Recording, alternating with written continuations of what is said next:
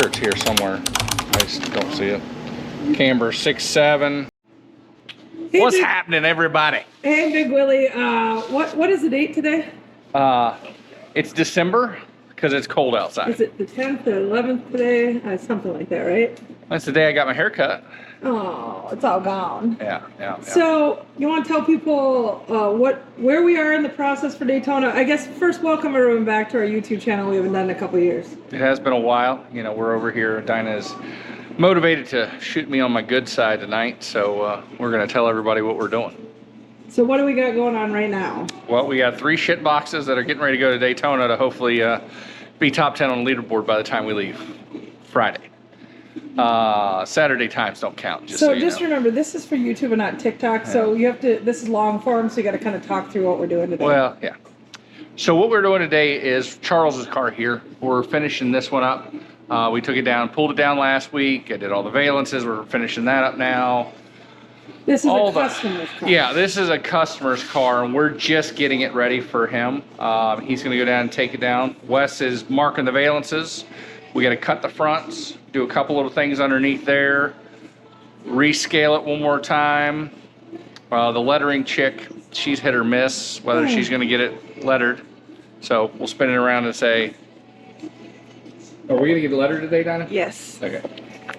So she's actually got the numbers on the other side already. Everything looks good. So we're going to finish that up and then chassis dyno my backup car tomorrow. Is that happening tomorrow? As long as the snow doesn't come in.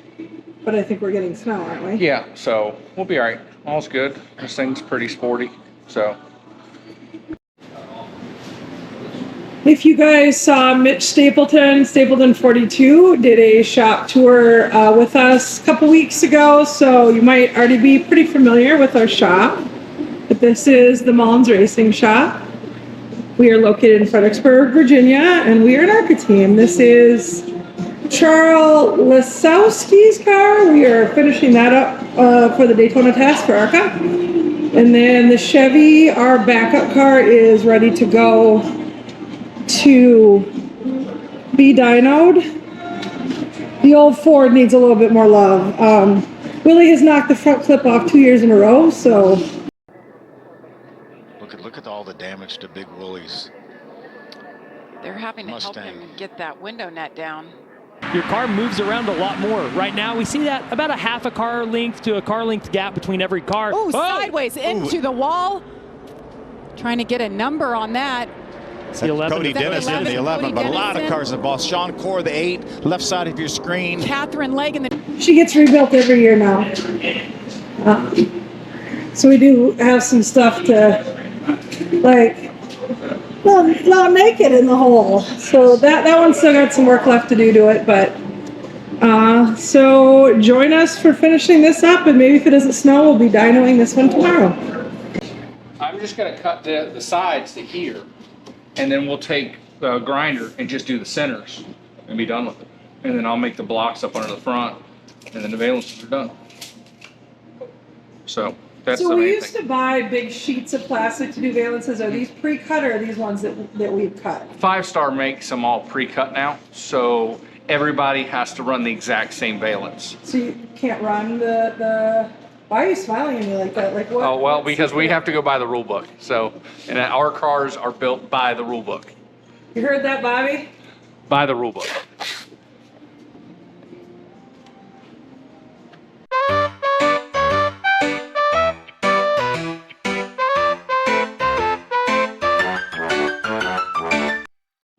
Think it looks pretty good? Willie, do you want to give a little history on this car?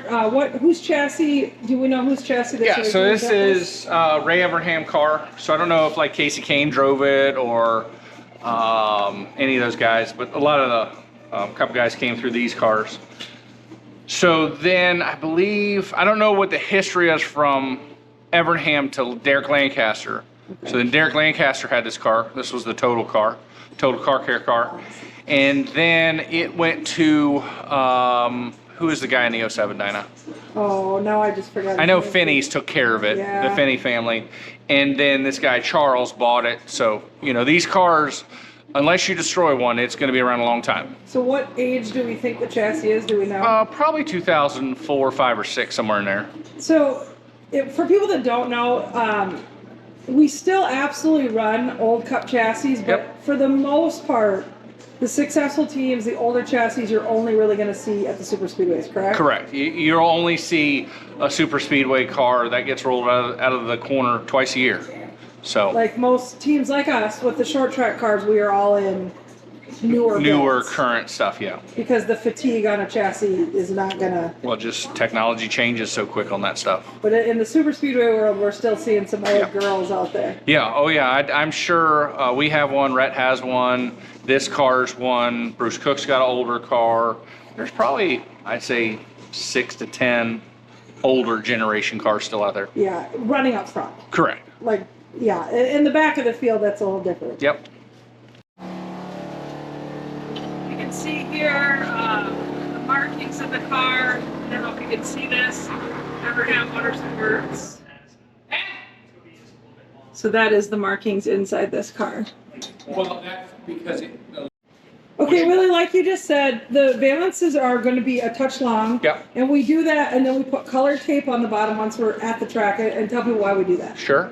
No, we just honestly, everything will get documented before it leaves, all our valence lengths and our ride heights, because they're all about half, 3/4 long is what I like to do. Especially when you go out there for the first time and we stop the car at a certain point on the pull down rig. So you want to make sure, A, you touch the valence, but you don't want to like rip the valences off. So we're trimming them that 3/4 that we want to get them within, and then we'll go out there and rub them. They'll clean them up after the first couple runs, and then we'll know where the car stops at in so travel. We're doing that, like we leave a little extra because we want to see if the car's doing anything weird that it's. Correct. And then when the guy drives it off onto the apron, it cleans all this hard work off. Then we're in trouble and we got to come back and redo it. Willie, tell everyone who normally does shit like that. That would be me. I hit the kill switch in the middle of 1 and 2 and killed it. So. That was a fun day.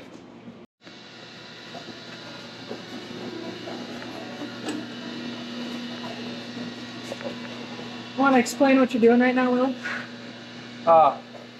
Not really, but since we're on TV, yes. We are milling down some plastic to go on the race car.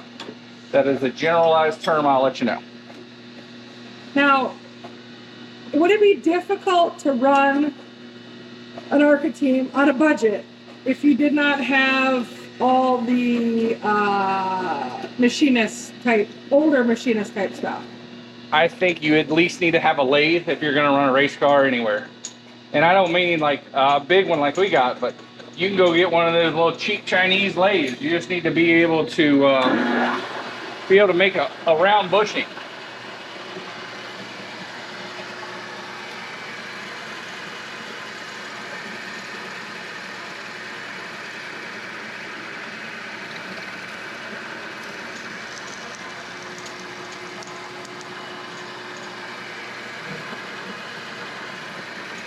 And yeah, I could go over there and cut it with a cutoff wheel or a sawzall, which I did. I roughed the front end with it. Now, like the big teams, this would all be done. Oh, there would have been a with CNC. There would have been a work order put in Monday by the guy in the machine shop to make these. Then they would have tried a couple versions of them, and then he would have sent them back, and they would have remade them, and then so on and so forth. But this is a very old school Mill. Yep. This is the lathe he's talking about. It won't turn. And Willie, in Stapleton's video, it definitely, we talked about how many used parts we have. Where did the lathe come from? That actually came from up in Maryland. It was just a paper guy used to make rollers for I'm drawing a blank. Paper printing presses. And where did our mill come from? Andy Belmont Racing. All right, Wes, if you want to knock a 1/4-inch hole, set this thing on the table and knock a nice 1/4-inch hole. You can go 3/16 first or 1/4, however you want to do it. The drill's right here. Yeah, that's okay.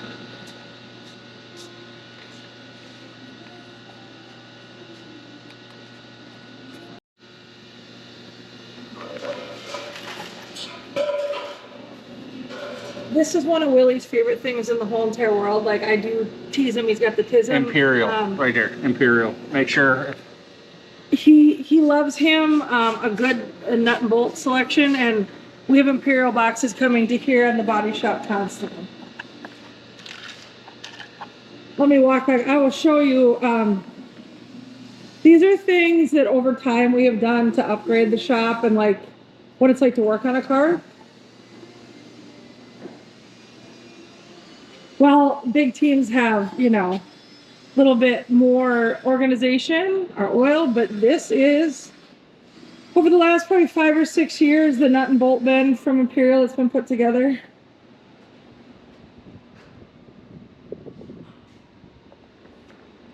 These are things so you're not having to run to the store when you're working on stuff.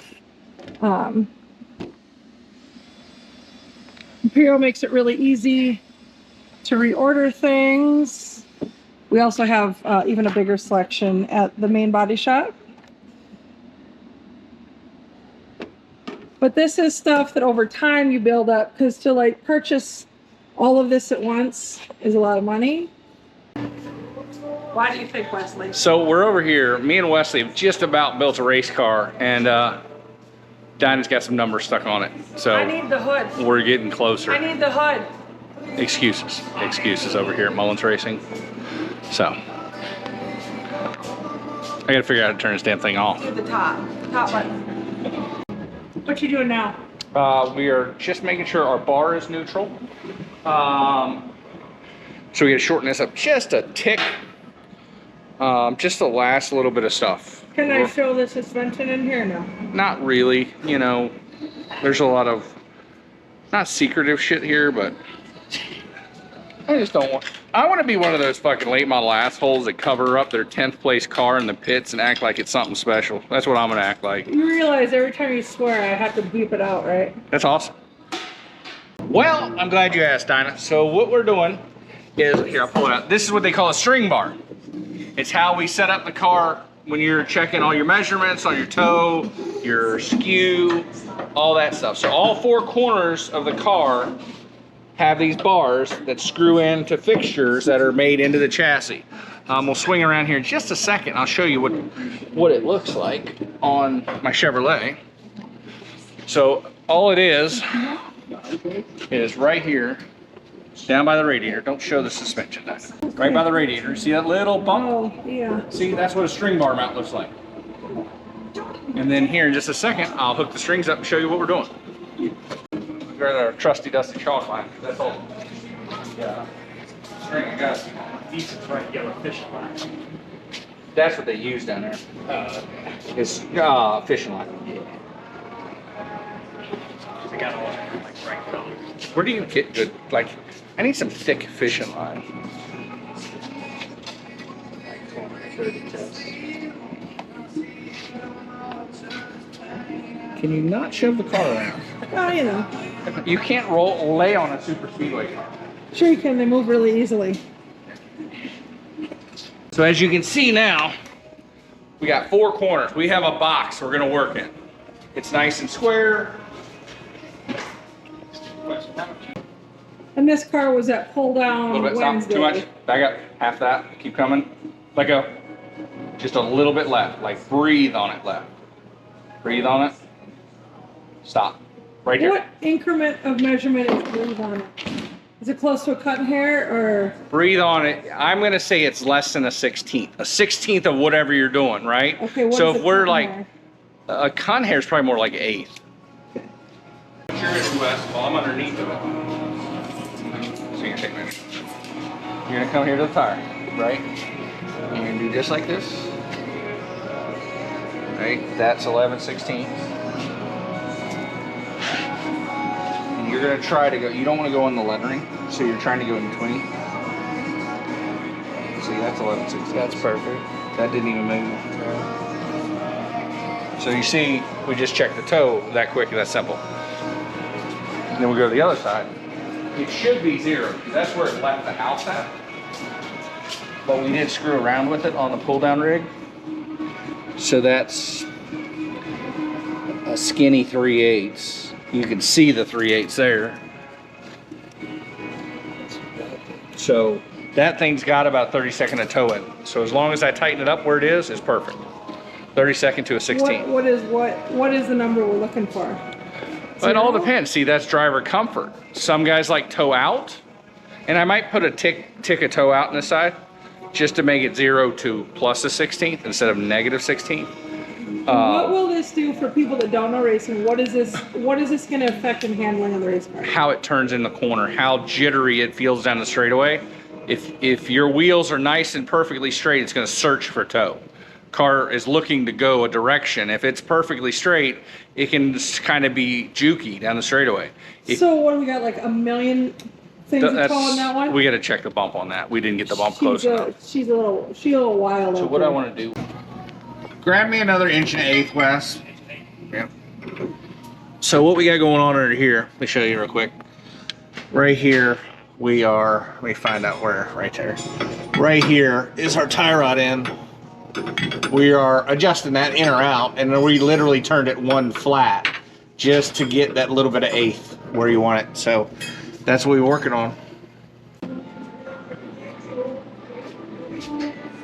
What you got over here? So what we're doing, Wes is measuring, everything's done. We did our string bar measurements as you saw, and now he's measuring our gaps on the shocks. So we know when the guys, whoever's crew chief in this car Daytona, knows where our baseline started at, with our heights, with our everything. You know, that's the biggest thing, is everything's got to be documented. How many short track guys do you think actually keep notes like this? None of them. None of the short track people take their time. Okay, Dinah doesn't want me to say that. The guys that are winning are the ones writing everything down, because they can duplicate a car every week. I can say firsthand that the Sellers Racing team absolutely does, because next to the shock dyno. Who is that? Is that guy that got kicked out of Martinsville this year? Oh. Yeah, that guy. Oh. Yeah, okay. But HC has a notepad. Every change they make to is be written down. serious about what we're talking about. Documentation of everything. I try to get Kayla to understand this too. If you don't write it down, the next week you don't know what you come back with. And I struggle with that too. I'm trying to get better at all my pages of notes.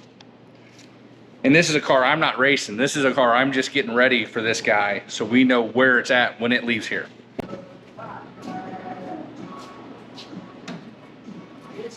Has working on this put you a little bit behind on the Mustang? No, we'll be all right. I think we're, you know, if it's not the week of and we're still not working on it, then we didn't do our job right. 23 in the day. I just want to not go to the test with 9 hours of sleep over a week like you normally do. Well, we get 12 hours of riding, so that'll give us 12 hours of sleep, right? Last thing we got left to do is just hook the front shocks back up. And it's pretty much ready to ship.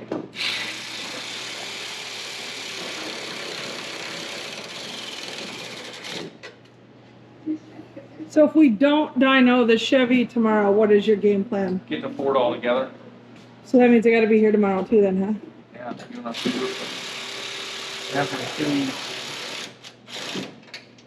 I'm very happy with that. Hit your hood hinge. So for short track people that don't have to deal with tear-offs, what we doing?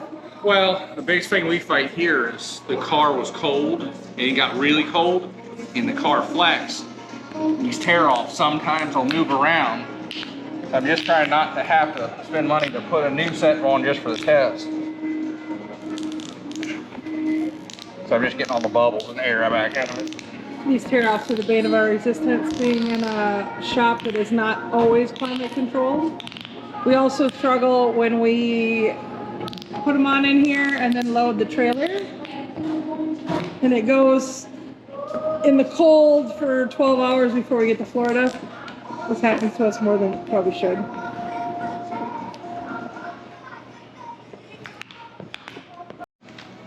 So we're pretty much done for the day. So the rest of the video is going to be tomorrow, because I don't think we'll make 2 videos. So what did you get accomplished today, and what is on the docket for tomorrow? Well, as everybody can see, we got the 32 car of Charles's hot rod ready to load up in the trailer. He just needs to literally go drive the thing. I think we're happy with this one. This one really came out nice. Wes, myself, Daryl, guys down there in Mooresville helped us get this thing sporty. What's on the docket for tomorrow? Hanging front suspension under my Ford, and then get the Chevrolet running. So we're close. So I'll be able to show hanging it, but not fine tuning it, or not hanging it either. I don't know. It ain't nothing special. We're just some shit boxes out of a garage. So. All right, guys. Well, this is part 1 of the weekend, and we'll see you tomorrow for part 2.